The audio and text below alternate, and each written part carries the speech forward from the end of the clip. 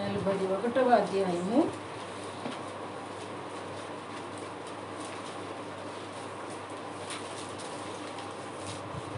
8వ వచనం నుంచి ప్రారంభం. ఈరోజు ఈ వాక్యంలో నుంచి ప్రభు మనతో ఏం మాట్లాడాలనుకుంటున్నారో, ఈ సందేశం యొక్క మూలాంశం ఏమిటో నేను చెప్తున్నాను. భయపడకుము. ఈరోజు దేవుడు మనకు ఇవ్వబోతున్న సందేశం భయపడకుము. ఈ వాక్యంలో ఇక్కడ ఏమని చెప్తా ఉన్నారనంటే 8వ వచనం నాకు బాగా నచ్చిన వచనం. నా సేవకుడైన ఇశ్రాయేలు, నేను ఏర్పరచుకొనిన యాకోబు. చాలా మర్మం. ఈ వాక్యమే మర్మము. మర్మములను బయలుపరిచేవాడు పరలోకంలో ఉన్నాడు మనకు పరిశుద్ధాత్ముడు. అయితే ఇక్కడ ఏమంటున్నాడంటే నా సేవకుడు ఇశ్రాయేల్ అంట. యాకోబు నా సేవకుడు అంటలా దేవుడు. ఇక్కడ ఏమంటున్నారండి, ఇశ్రాయేలు యాకోబు వేరువేరా? యెషయా గ్రంథము 41వ అధ్యాయం 8వ వచనం. ఇశ్రాయేలు యాకోబు వేరువేరా? ఎవరిని సేవకుడు అంటున్నాడు దేవుడు? మారింది ఎవరు? యాకోబునేమంటున్నారు? ఎవరిని ఏర్పరచుకున్నాడంట దేవుడు? యాకోబుకి అర్థం ఏమిటి? యాకోబు పేరుకి అర్థం ఏమిటి? ఎవరిని ఏర్పరచుకున్నాడంట దేవుడు? అర్థమైందా? ఎవరిని ఏర్పాటు చేసుకుంటాడు దేవుడు? ఎందుకు ఏర్పాటు చేసుకుంటాడు దేవుడు? ఇశ్రాయేలుగా మార్చడానికి. ఆ తర్వాత ఏమంటున్నాడు చూస్తే, నా స్నేహితుడైన అబ్రహాము సంతానమా. నా స్నేహితుడైన అబ్రహాం ఎవరు? అబ్రహాం ఎవరు అంటే మా తాత అనండి. అబ్రహాం ఎవరు? ఒకప్పుడు భయంకరమైన విగ్రహాలు అనుకునే విగ్రహారాధికుడు. అతన్ని ప్రభువారు ఏమని పిలుస్తున్నారు ఇక్కడ? వాక్యం ఎంత ప్రేమైందో అర్థమవుతుందా? వాక్యం ఎంత ప్రేమ కలిగిందో అర్థమవుతుందా? దేవుడు ఎంత గొప్పవాడో, ఎంత కనికరం కలిగిన వాడో. ఈ 3 మాటలు అతను నేను ధ్యానిస్తూ ఉన్నప్పుడు చాలాసార్లు చదువుతూ వెళ్తాం ఈ వాక్యాలని. ఎందుకంటే ఎవ్వరు పుట్టినరోజు వచ్చినా వెతికేది ఎక్కడా అంటే, అడిగేది ఎక్కడా అంటే యెషయా గ్రంథాన్ని అడుగుతాం. ఈ యెషయా కూడా 30 అధ్యాయాల వరకు ఆ పట్టణాల గురించి, ఆ దేశాల గురించి ప్రవచించి, అంత కీడును ప్రవచించినటువంటి ప్రవక్త. ఏదో 1-2 చోట్ల ప్రభువుని గురించి ప్రవచించాడు. తర్వాత 30 అధ్యాయాలు దాటిన తర్వాత ఆయన ప్రవచనాలే మారిపోయాయండి. అంటే బహుశా అందుకనే ముందు ఆయన హృదయంలో ఉన్న కొవ్వు తీసుకోవడానికే దేవుడు హృదయాలని ఆయన చూపించుంటారని నేను అనుకుంటాను. యెషయా అన్న మాటేనండి అది. మీ హృదయము క్రొవ్వుతో నిండినది అనే మాట. అయితే అది నా సందేశం కాదు. కానీ ఈరోజు 14వ వచనంకి వచ్చేసరికి మరలా ఏమని పిలుస్తున్నారో చూడండి.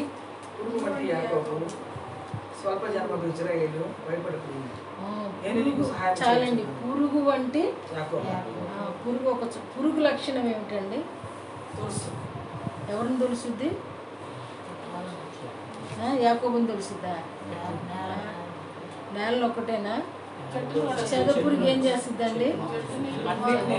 కనపడినిస్తుందండి ఇంకా వస్తువుని.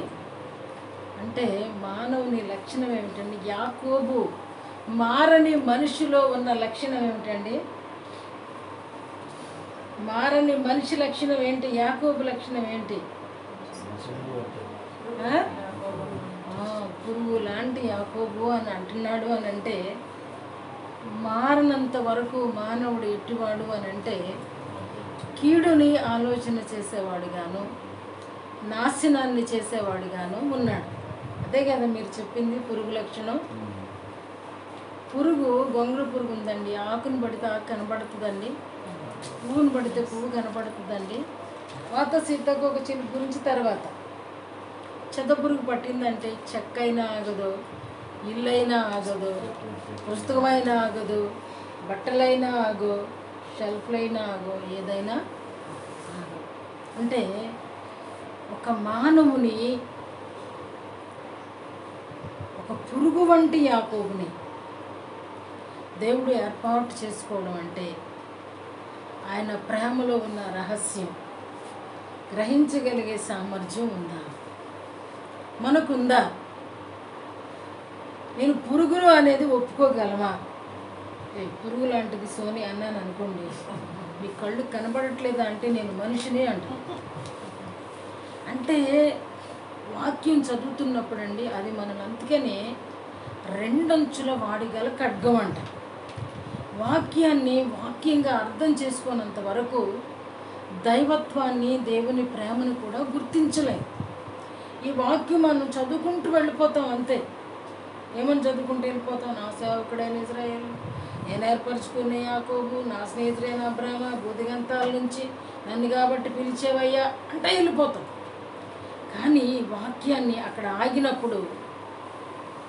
ఆగినప్పుడు ఏంటి ఏర్పరచుకున్నాడా, ఇంటి స్నేహితుడా, పురుగా అనేది అక్కడ నిలిచినప్పుడు అప్పుడు పరిశుద్ధాత్ముడు ఏం చేస్తాడంటే టీచింగ్ మొదలు పెడతాడు. అంటే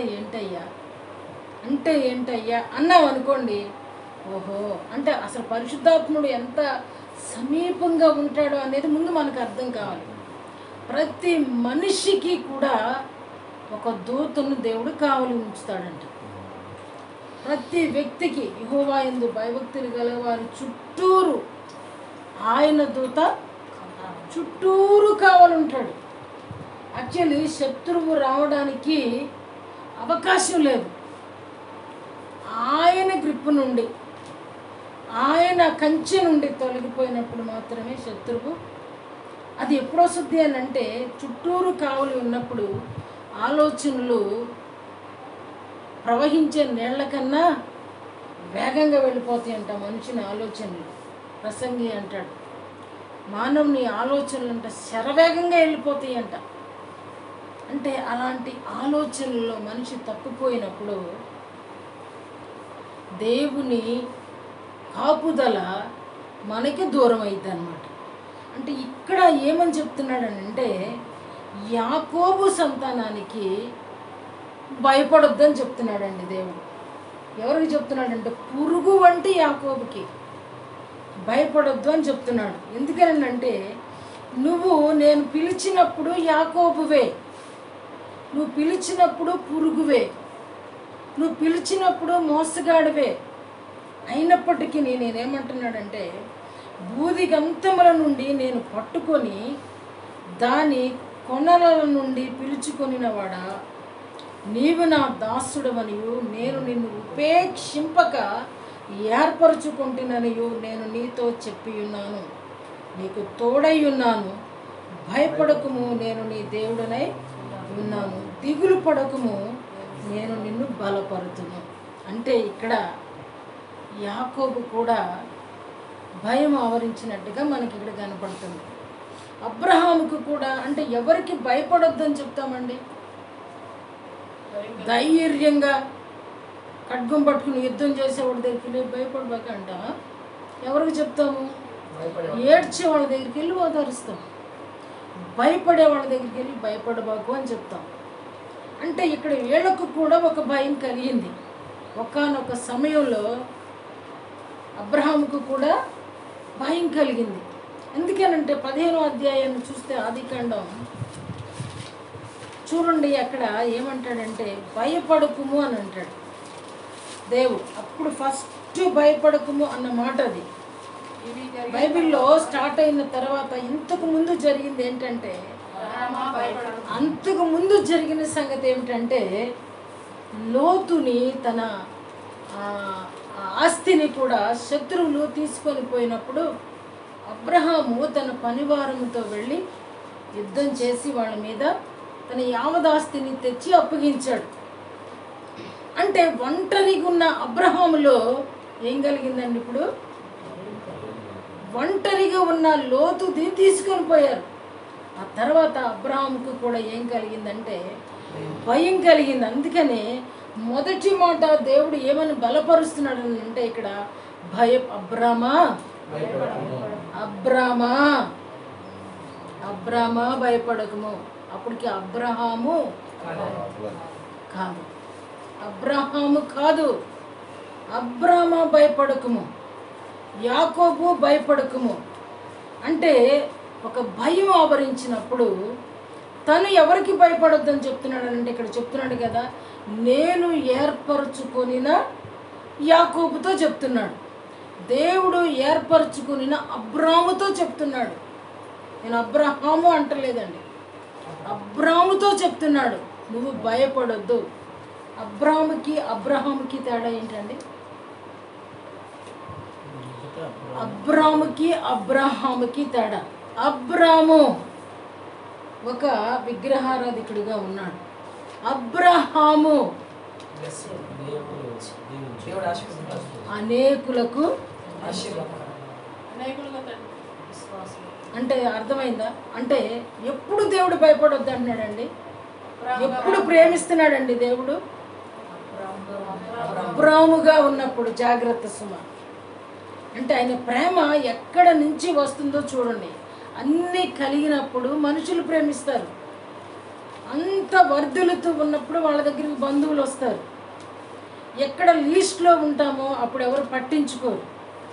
కానీ ఇక్కడ ప్రభువారి దయ, ఆయన కృప ఎలా ఉంది అని అంటే అబ్రాముగా ఉన్నప్పుడు, అబ్రాముగా ఉన్నప్పుడు అబ్రామా నువ్వు ఒంటరి వాడవని భయపడుతున్నావా? ఐగుప్తులోకి వెళ్ళబోతున్నావని భయపడుతున్నావా? నీకు ఏదన్నా శ్రమ వస్తుందని నువ్వు భయపడుతున్నావా? నువ్వు భయపడకము. ఏమంటున్నాడు? నేను నీకు కేడము, నీ బహుమానము అత్యధికమగును. నువ్వు ఈరోజు ఒంటరి వాడవని, అప్పుడు బిడ్డలు లేరండి అబ్రహాంకి, ఒంటరి వాడు, ఏమీ లేని వాడవని భయపడుతున్నావా? నువ్వు భయపడదు. నీకున్నది ఏమవుతుందంటే అత్యధికమగును. అండర్లైన్ చేసుకోండి ఈ మాట. నీ దగ్గర ఏది ఉంటే అది అత్యధికమవుద్ది. ఏమీ లేకపోతే ఉన్నది కూడా పోయింది. దేవుడు అంట ఉన్నది తీసేస్తాడంట. ప్రకటన గ్రంథంలో అంటున్న మాటలు నాది కాదు. నీవు కానీ చల్లగా ఉండు లేదా వెచ్చగా ఉండు. నులివెచ్చగా ఉన్నావు అనుకో, ఉంపేస్తాను, నీ దగ్గరున్న తలాంతి కూడా నేను తీసి అవతల పడేస్తాను అంటున్నాడు. కాబట్టి ఇక్కడ అబ్రాముతో చెప్పే మాట ఏమిటంటే, నీ బహుమానము, నీకు నేను ఏమి ఇవ్వబోతున్నానో అదేమవుతుందంటే అత్యధికమవుతుంది. అది ఎప్పుడు అత్యధికమైందని అంటే అబ్రహాముగా మారినప్పుడు అత్యధికమైంది. ఇక్కడ కూడా ప్రభువారు చెప్తున్న మాట ఏంటంటే, బూది గంతాల నుండి కూడా వెతికాడంట భక్తుల కొరకు. ఆ రోజుల్లో దేవుడు ఇక్కడ అంటున్నాడు కదా, బూది గంతముల నుండి నేను చేయి పట్టుకొని దాని కొనల నుండి ఎంత ఎతికాడో. ఒక భక్తుని కొరకు వినపడుతుందా? ఒక భక్తుని కొరకు దేవుడు ఇక్కడ ఎతికాడంట, బూది గంతాలంతా వెతికాడంట. వెతికితే ఎవరు దొరికాడు? భక్తిపరుడు దొరకలేదు. దేవునికి ఒక వ్యక్తి దొరకలేదు. ఎవడు దొరికాడంటే కత్తి మాట వినేటట్టుగా ఉన్నవాడు, విగ్రహాలు అమ్ముకునే అబ్రహాము దొరికాడండి. నిన్ను బూది గంతాల నుండి నేను వెతికి నిన్ను పట్టుకొచ్చా, దాని కొనల నుంచి నిన్ను పిలుచుకొచ్చాను.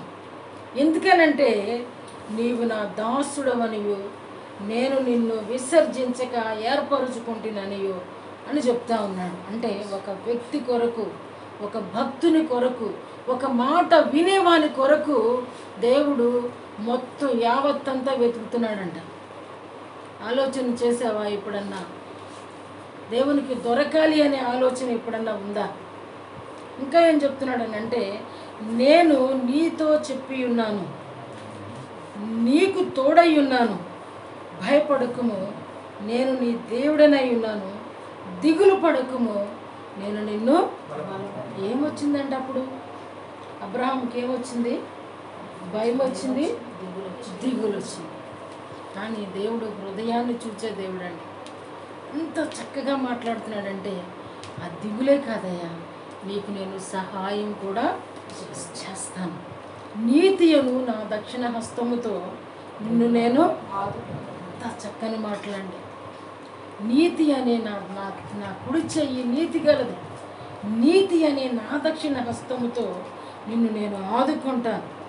ఇదిగో నీ మీద కోపించిన వారందరూ సిగ్గుపడి విస్మయం పొందెదరు.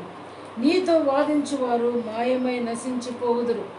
నీతో కలహించు వారిని నీవు వెదకుదువు కానీ వారిని నీవు కనుగొనలేవు. నీతో యుద్ధము చేయువారు మాయమైపోవుదురు, అభావులవుదురు. ఇంత చక్కటి వాగ్దానాలను దేవుడు ఎవరికి ఇస్తున్నాడంటే యాకోబుకి, తన పితరుడికి ఇస్తున్నాడండి.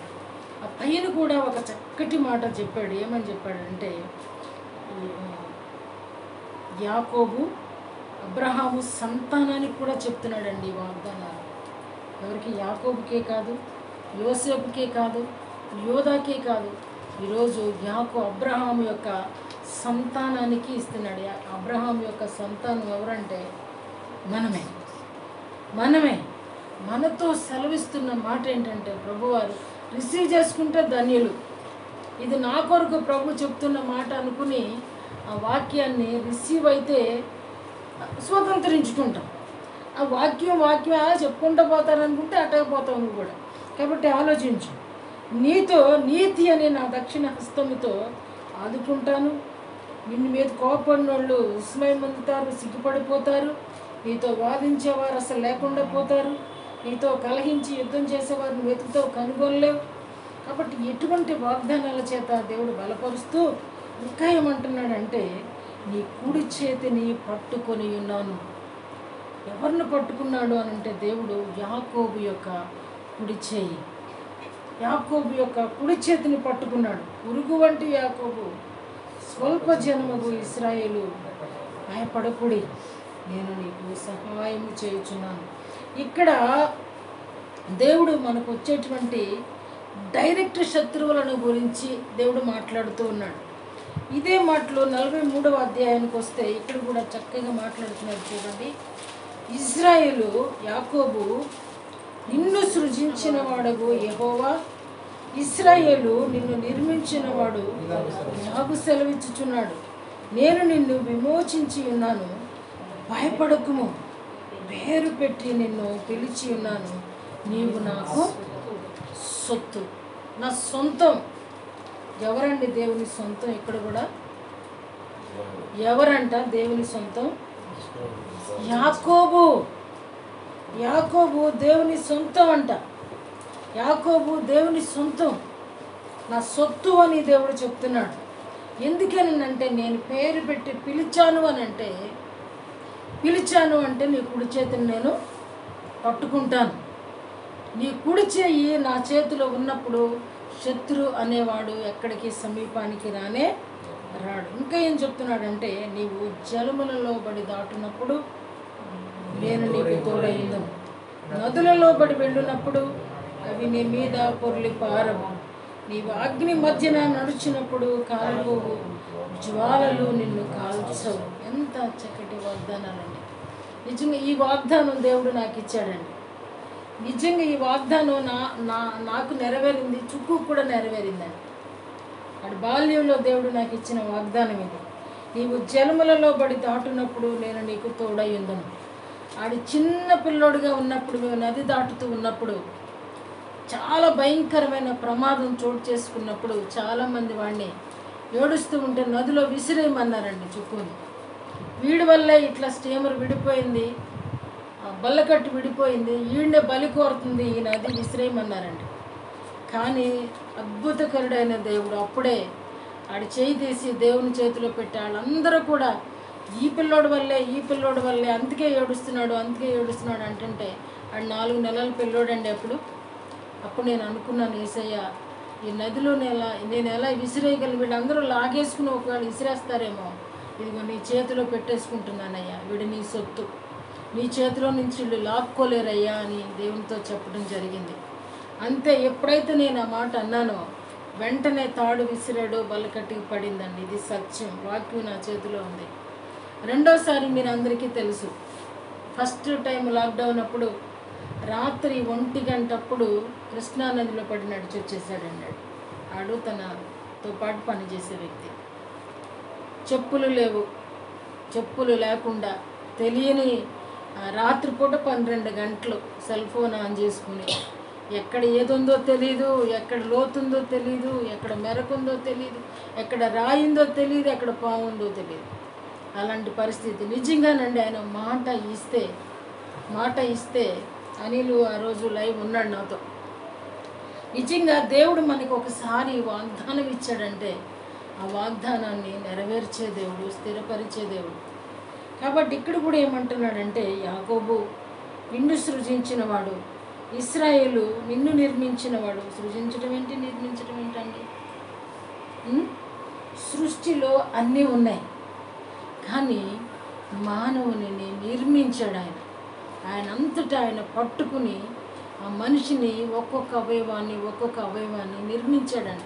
ఇంటిని ఏం చేస్తామండి, కట్టాడు అంటాం, లేదంటే నిర్మించాడు అంటాం. అంటే దీనికి అన్నీ కూడా ఉన్నాయి, కిటికీలు ఉన్నాయి, తలుపులు ఉన్నాయి, వెంటిలేటర్స్ ఉన్నాయి, తర్వాత గోడలు ఉన్నాయి, ఇవన్నీ. అయితే ఇక్కడ ప్రత్యేకంగా ఏమంటున్నాడంటే, ఇశ్రాయేలు నిన్ను నేను కట్టానయ్యా. ఎలా కట్టాను అని అంటే, నువ్వు మీ మహమింటికి వెళ్ళేటప్పుడు నీతో మాట్లాడి నేనే అని చెప్పా. అక్కడికి వెళ్ళాక నేను నీకు తోడై ఉన్నా, ఆ కష్టాలన్నీ కూడా తీర్చా, నిన్ను గొప్పోడిగా నేను నిన్ను నిర్మించా. ఇదనమాట తన లైఫ్ని ప్రతి దాన్ని కట్టుకుంటూ వచ్చా. సమయం వచ్చినప్పుడు మరలా నిన్ను, నీ భార్యల్ని, నీ దాసిని, నీ పిల్లలని, నీ యావదాస్తి, నీ గొర్రె మేకల మందలన్నింటినీ కూడా మళ్ళీ ఎక్కడ తెచ్చానంటే మరలా నీ స్వస్థలానికి. ఇది నిర్మించడం అంటే. సృష్టిలో అన్నీ ఉన్నాయి, కానీ ఒక వ్యక్తిని ప్రత్యేకంగా నిర్మించాడు దేవుడు, యాకోబుని.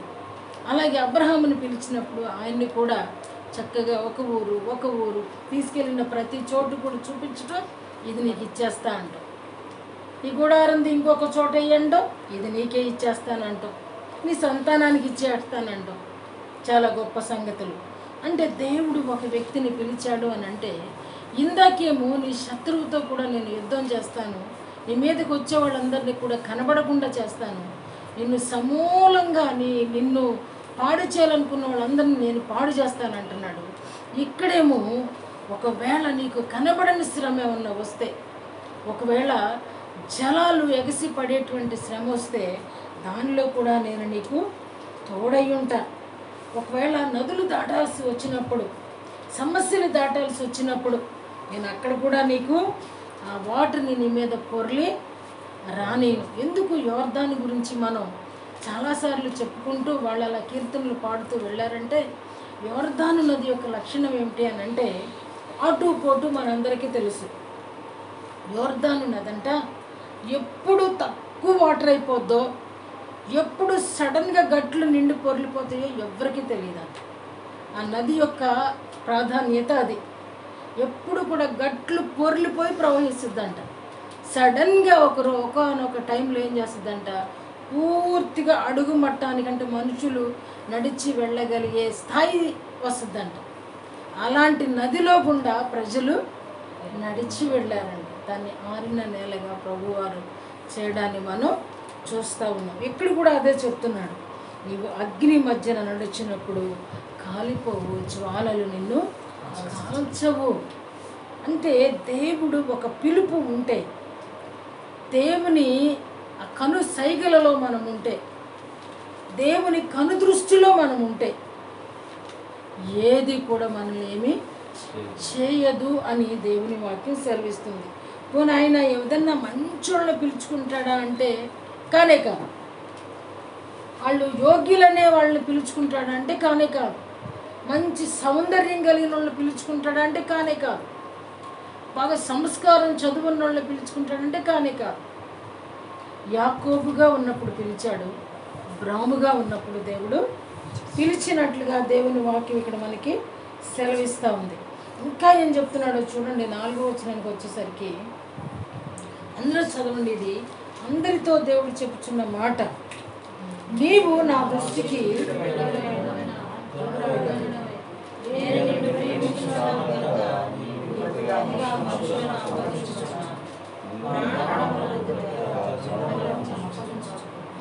ఐదు కూడా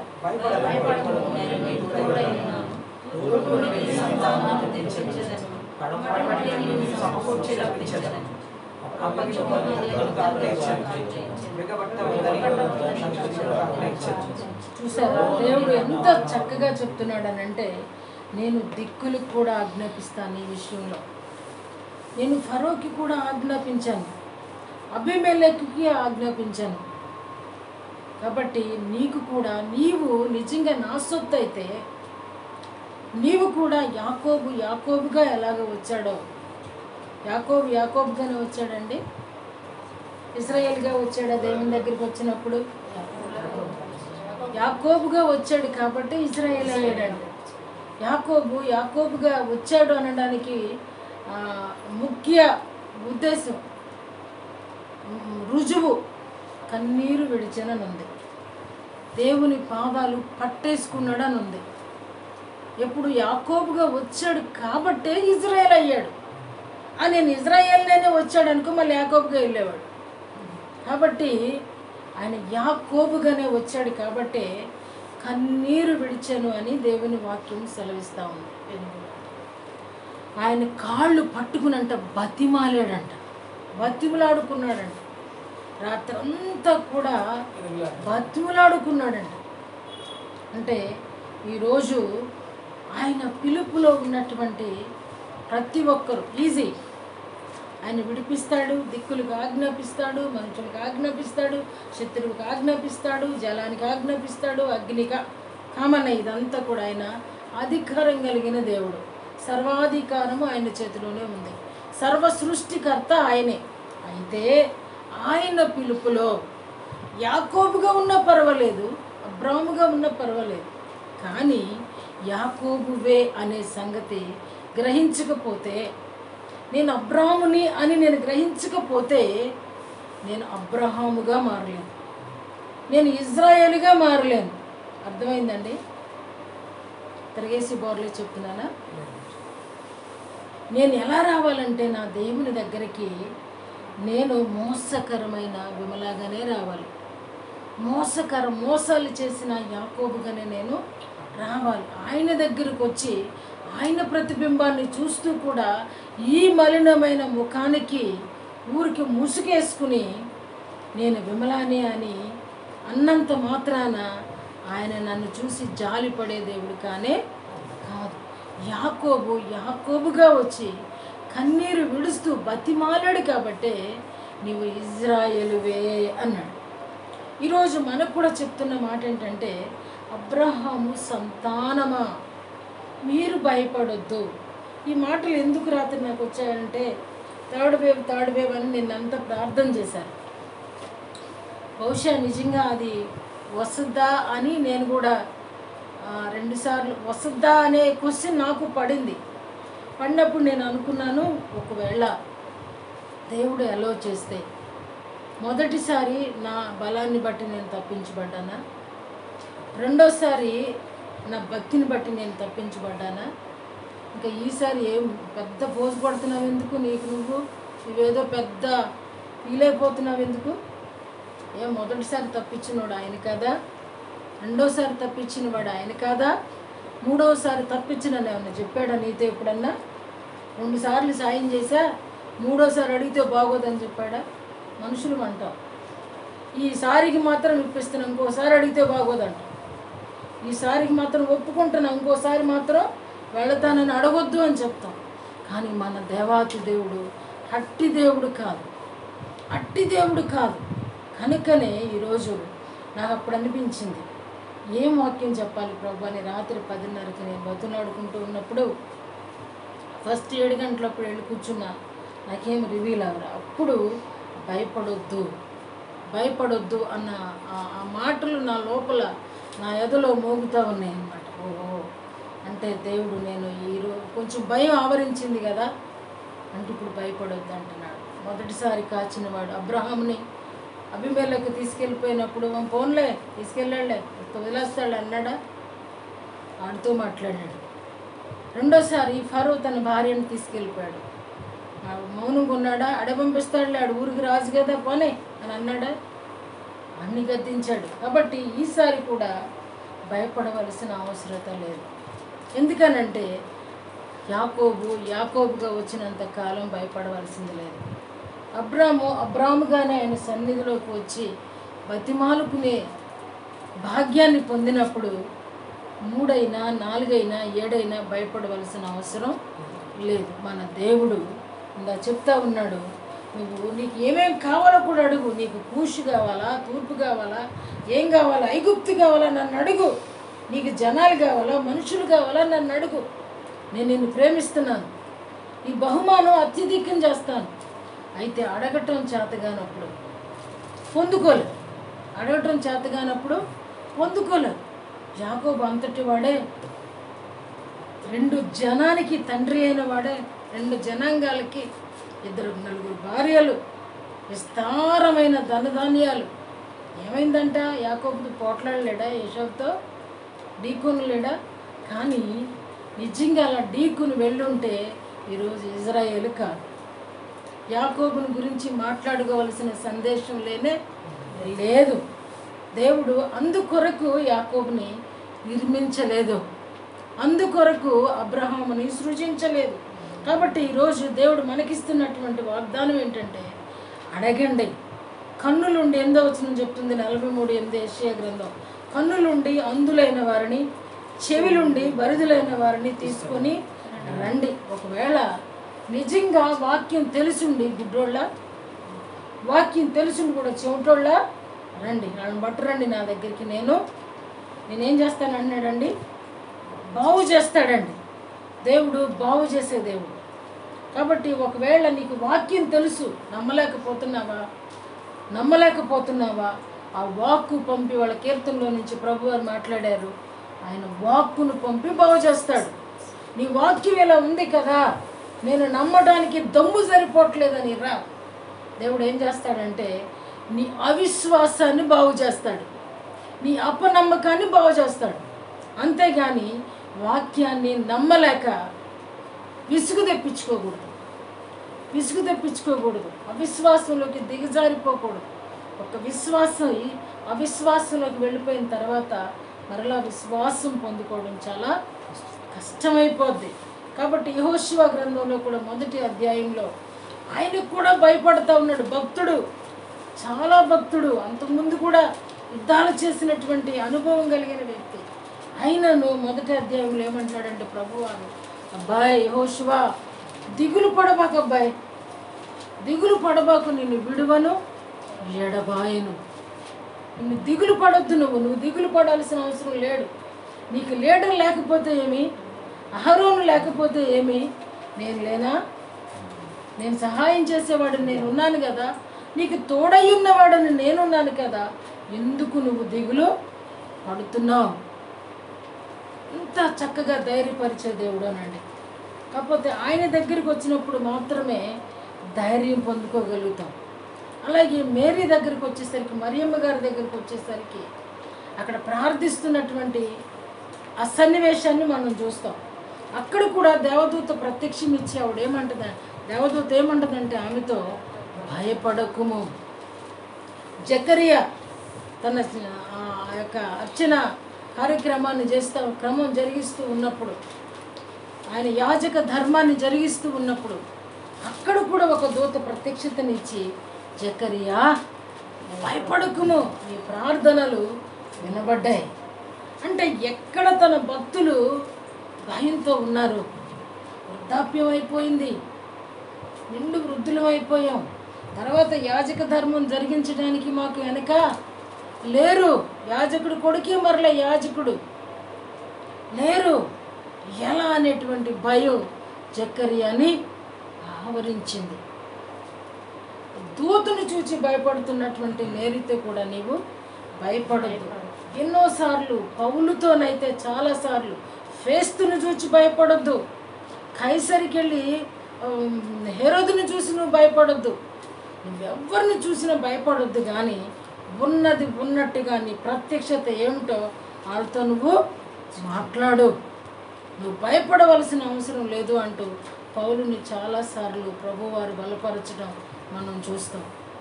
అంటే ఈ ప్రతిసారి కూడా ఎవరు ఆ భయపడకుము అనే వాగ్దానాన్ని రిసీవ్ చేసుకున్నారు, పొందుకున్నారు అని అంటే ఆయన భక్తులు వెళ్ళి హేరోదు దగ్గరికి వెళ్ళి, హేరోదా భయపడబాక ప్రజలను బాగా హింసించు అని చెప్పాడా దేవుడు? చెప్పలేదు.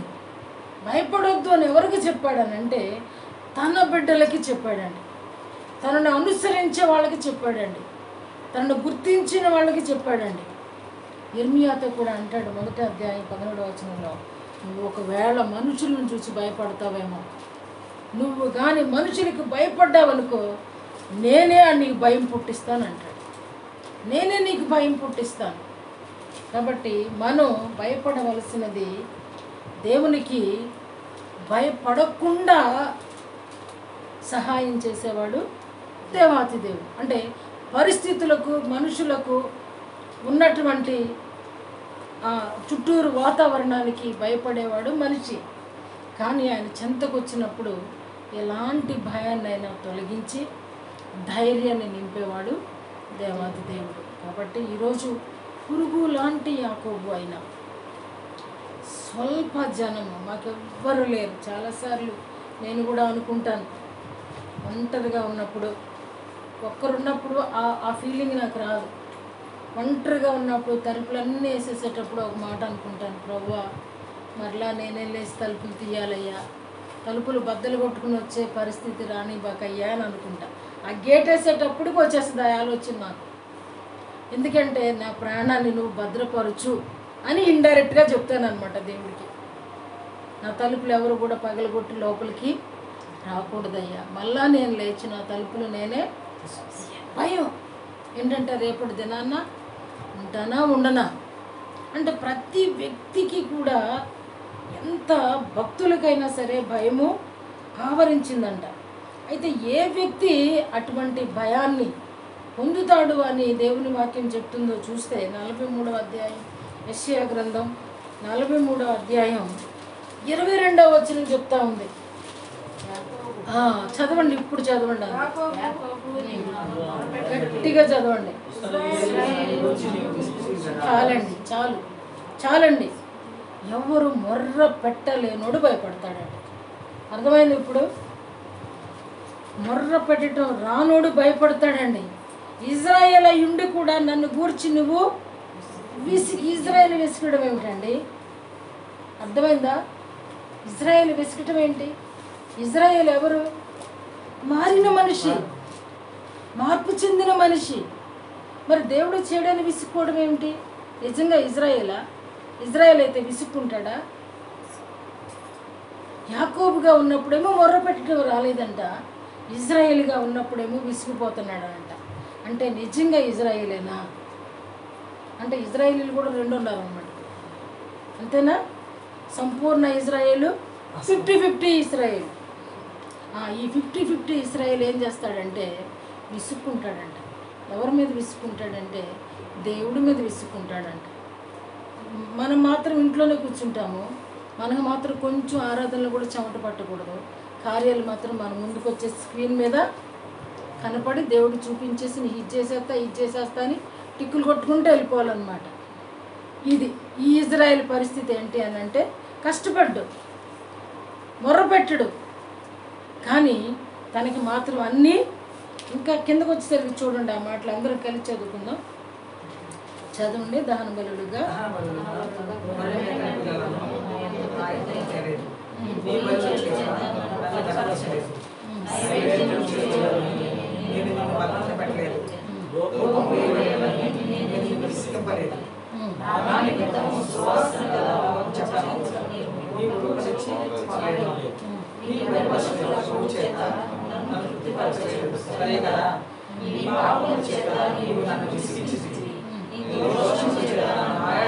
చాలండి.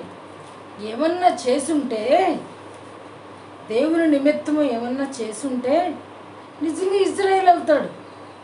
ఏమి చేయనోడు సంపూర్ణ ఇజ్రాయేల్ ఎలా అవుతాడండి?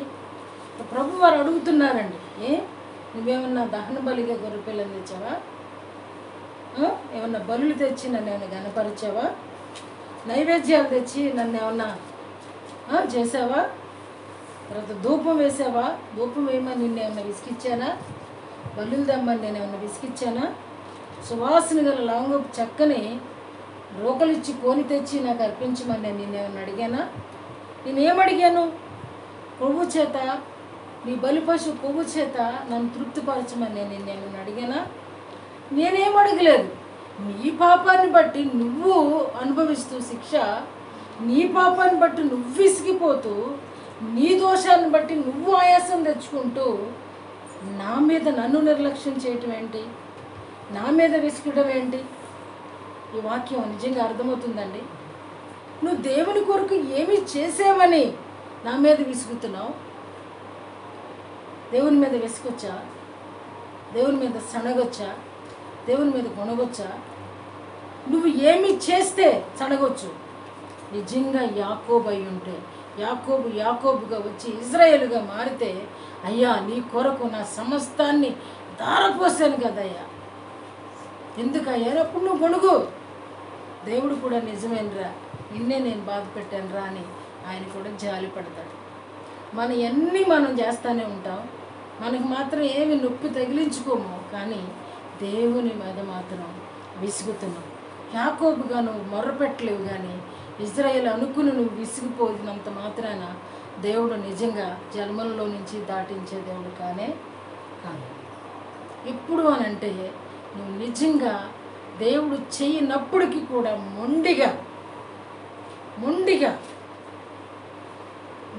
నువ్వు చేయగలవు అని నువ్వు కూర్చుంటావే, సతికిలు పడి కూర్చుంటావే, నువ్వు సమర్థుడివి అని మొండోళ్ళ కూర్చుంటావే, అప్పుడు ఆయన దిగి వచ్చి కార్యాలు చేస్తాడండి. 2, తన దానియేలు తన స్నేహితులు ఏ విధంగా నీ కొరకేనయ్యా చేస్తాం ఎస్తేర్లాగా వాళ్ళు సమర్పణ చేసుకుంటాడా? సాక్షాత్తు అయినా నిజంగా అగ్నిలోనికి కూడా దిగి రాగలిగిన సామర్థ్యం కలిగిన దేవుడు.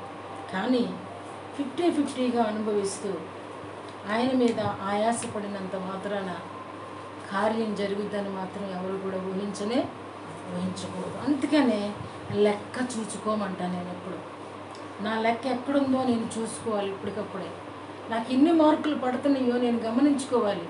అసలు నేను పాస్ అవుతున్నానా లేదా అనేది గ్రహించుకోవాలి. నిజంగా నేను పరీక్ష రాస్తున్నానా, పరీక్ష వరకన్నా వచ్చానా, నా అటెండెన్స్ సరిపోయిందా? నన్ను అటెండెన్స్ తక్కువైన వాళ్ళని పరీక్ష కూర్చోబెడతారండి, పరీక్ష పంపిస్తారండి. మేము చదువుకున్నప్పుడు కండిషన్ కట్టేసి వెళ్ళిపోయేవాళ్ళం అండి, ఎందుకంటే ప్రైవేట్ కాలేజీలు కదా.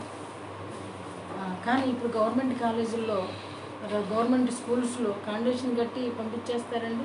వెళ్ళరా డాక్టర్ సర్టిఫికెట్ అన్నా తెచ్చుకో. అప్పుడు కూడా తక్కువైపోతే ఏం చేస్తారండి? 6 నెలలు స్కూల్కి రాలేదు, కాలేజీకి రాలేదు, ఏం చేస్తారు? పరీక్షలు రాణిస్తారమ్మా. ఏమోలేండి, రూల్స్ మారిపోయింది. అంటే పరీక్ష రాయడానికైనా, కనీసం పరీక్ష రాయడానికైనా అటెండెన్స్ కరెక్ట్గా ఉందా? మొదటి నిమిషంలో ఎప్పుడన్నా చర్చకు వచ్చావా? నీ అటెండెన్స్ ఫస్ట్ అవర్ పడిందా? ఫస్ట్ పార్ట్కి నీ అటెండెన్స్ ఉందా? నిజంగా ఫుల్ అటెండెన్సే. ఒకవేళ ఫస్ట్ పీరియడ్ ఎగ్గొట్టేవా, 2వ పీరియడ్ వచ్చిన అటెండెన్స్ మా కాలంలో వేసేవాడు కాదు. ఆలోచించు. ఈరోజు నిజంగానే భయపడొద్దని చెప్తున్న దేవుడు, యాకోబుతోనే చెప్తున్న దేవుడు, అబ్రహాముతోనే చెప్తున్న దేవుడు ఈరోజు మనకి కూడా చెప్తున్నాడు. ఎలాగంటే యాకోబులాగా వచ్చి కన్నీరు విడిస్తే, యాకోబులాగా వచ్చి ఆయన పాదాలు పట్టుకొని బతిమాలుకుంటే మనకు కూడా ఏం చేస్తాడంట? నువ్వు జలాల్లో పడిపోయినా, నదుల్లో పడిపోయినా, అగ్నిలో పడిపోయినా, తర్వాత ఇంకేమంటున్నాడు? నువ్వు కలహించేవాళ్ళు నీ మీద పడినా, కోపపడేవాళ్ళు వచ్చినా, ఆ తర్వాత యుద్ధం చేసేవాళ్ళు వచ్చినా, ఎవ్వరు వచ్చినా సరే నువ్వు భయపడవలసిన అవసరం లేదు. కానీ యాకోబుగా ఉండి మొర్రపెట్టుట లేదా? ఇజ్రాయేల్ అయ్యుండి కూడా ఆయన మీద సణుగుతున్నావా? దేవుని ఉగ్రతకే కానీ, దేవుని కోపాగ్నికే కానీ ఆయన దయకు పాత్రలు కారు అనే వాక్యాన్ని కూడా మనం ఇక్కడ గ్రహించవలసిన వారమే ఉన్నాం. ఇజ్రాయేలు వెసగకూడదు, ఇజ్రాయేలు సణగకూడదు, ఇజ్రాయేలు గొణగకూడదు, ఇజ్రాయేలుకి అవిశ్వాసం ఉండకూడదు, ఇజ్రాయేలుకి అపనమ్మకం ఉండకూడదు, ఇజ్రాయేలుకి పట్టువిడుపు ఉండాలి, ఇజ్రాయేలుకి క్షమాపణ ఉండాలి. ఎదురుగుండా పడి వెళ్ళినప్పుడు యాకోబు వాళ్ళ అన్నకి 7 సార్లు సాగిలపడి నమస్కారం చేశాడంట. 7 సార్లు వాళ్ళ అన్నకి సాష్టాంగ నమస్కారం చేశాడంట. అప్పుడు పరిగెత్తుకుంటూ వాళ్ళ అన్న వచ్చారే, తమ్ముడు నేను అన్ననరా అని అనగలిగాడంట. అంటే ఇశ్రాయేలులో ఏమొచ్చిందండి? వినయం వచ్చింది, తగ్గింపు వచ్చింది. ఆ ఇజ్రాయేలు మరి ఈరోజు తగ్గించుకున్న ఇజ్రాయేలు సనగొచ్చిన, తగ్గించుకున్న ఇజ్రాయేలు విసుగొచ్చిన ఆలోచన చేయండి. ఈరోజు వాక్యం మనతో మాట్లాడుతుంది. నేను ఆయన ఏమీ కోరట్లేదు. దహన బలిగా గొర్రెను అడగల, మేకలను అడగల, దహన బలి పశువుల కొవ్వు ఆయన అడగలేదు. నీ పాపాన్ని బట్టి, నీ దోషాన్ని బట్టి విసుగు చెందక నువ్వు నా మీద విసుక్కుంటే నీకేం ఫలం కలుగుద్ది అని దేవుడు అడుగుతున్నాడు. అర్థమైందండి మాట? నీ పాపాన్ని బట్టి, నీ దోషాన్ని బట్టి, నా దోషాన్ని బట్టి విసుగు చెందవలసిన ఇజ్రాయేలు నా మీద విసిగితే ప్రతిఫలం ఏమిటి అని దేవుడు ఈరోజు మనల్ని తిరిగి అడుగుతూ ఉన్నారు. కాబట్టి ఈ వాక్యాన్ని వింటున్నటువంటి నా ప్రియమైన దేవుని పిల్లలారా, చూడండి, యాకోబును శపించి తిని ఇజ్రాయేలును దూషణ పాలు చేసి తిని ఏమంటున్నాడండి? 43 చివరి మాట, యాకోబే ఇజ్రాయేలే. కానీ ఏమంటున్నాడండి దేవుడు? ఇజ్రాయేలుని ఏం చేశాడంట? యాకోబుని ఏం చేశాడంట? ఆయన్ని ఆయనగా తీసుకోకపోతే, మనకి మనంగా ఆయన దగ్గరికి రాకపోతే, యాకోబైనా ఇజ్రాయేల్ అయినా ఆయన దృష్టికి భయం చెప్పటానికి ఇంట్లో పిల్లైనా బయట పిల్లైనా ఒకటే. దేవునికి భయపడేవాడికి ఎవరికైనా ఇంట్లో వాళ్ళైనా బయట వాళ్ళైనా ఒకటే. ఈరోజు ఇజ్రాయేలే నీకు అన్నీ చేస్తానన్న దేవాది దేవుడు చివరిలో ఏమంటున్నాడంటే, యాకోబుని నేను శపించాను, ఇశ్రాయేలును నేనేం చేశాను? దూషణ పాలు చేశాను. జాగ్రత్త. ఈ వాక్యాన్ని వింటున్నటువంటి నా ప్రియమైన సంగమం, ఆలోచించేయండి. నిజమే, ఆయన పిలుస్తున్నాడు, యాకోబునే పిలిచాడు, అబ్రాహామునే పిలిచాడు. కానీ ఇజ్రాయేలుగా మారేననుకుంటూ కూడా నిజంగా విసుగు చెందితే ఆయనంట దూషణ పాలు చేస్తాడంట, ఆయన శపిస్తాడంట. అటు శాపాలు ఇవ్వడానికి ఆయన మనను సృజించలేదు లేదా నిర్మించలేదు. దావీదు భక్తుడు అంటాడు, నీ చేతులే నన్ను నిర్మించాయి, నా నడక నేర్పిన వాడవు నీవే అంటాడు. అవును, మన నడక మన పడక ఆయనే అంటాడు, నా పడక నా నడకను కూడా నీవు పరిశీలన చేస్తున్నావు. ఎంత సమయం దేవుని సన్నిధికి సమర్పిస్తున్నావు. ఇజ్రాయేల్ అయితే ఆయన సమయాన్ని దొంగిలించుంచా, ఇజ్రాయేల్ అయితే ఆయన ఆజ్ఞలను విడనాడొచ్చా, ఇజ్రాయేల్ అయితే ఆయనను నిర్లక్ష్య పెట్టొచ్చా. అంటే అలా జరుగుతూ ఉంది అని అంటే నీలో యాకోబు చావలేదు. ఇద్దరు బతుకుతూ ఉన్నారు.